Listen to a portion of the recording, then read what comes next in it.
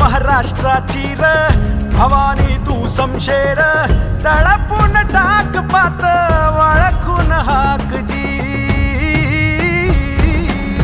मोठी लढाई र लढू मातीसाठी र